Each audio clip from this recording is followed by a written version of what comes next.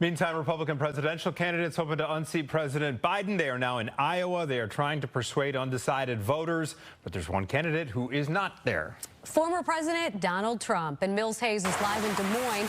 Mills, why isn't Trump in Iowa campaigning? Because I know that the other campaigns are going strong there.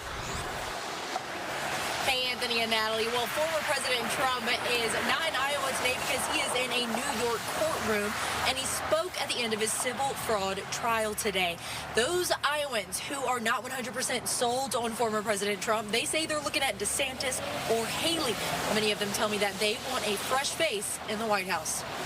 I'm going to tell you the truth. I've told everybody I talked to, I'm not voting for any old white men this time around.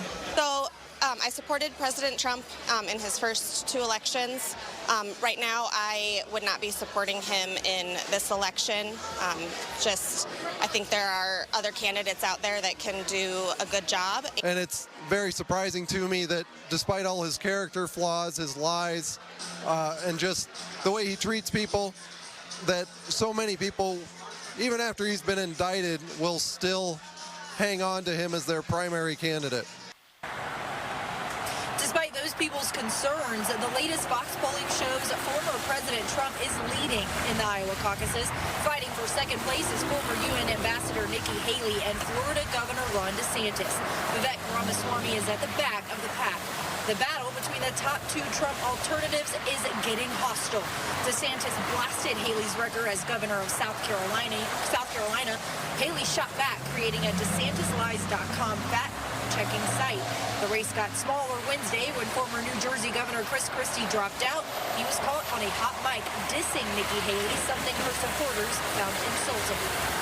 He's going to get smoked, and you and I both know it. She's not up to this. Low class. I can't believe how stupid they are. I don't think she'll get smoked. I think she'll do fine. And Iowa's not the only state that has a say in this.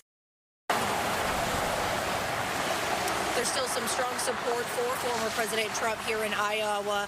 Some of the political experts I spoke with tell me that nearly half of the people who identify as Republican actually still believe that President Trump was the rightful winner of the 2020 election, although we do not have any evidence of voter fraud. In Des Moines, Mills Hayes, Fox 32 Chicago. All right.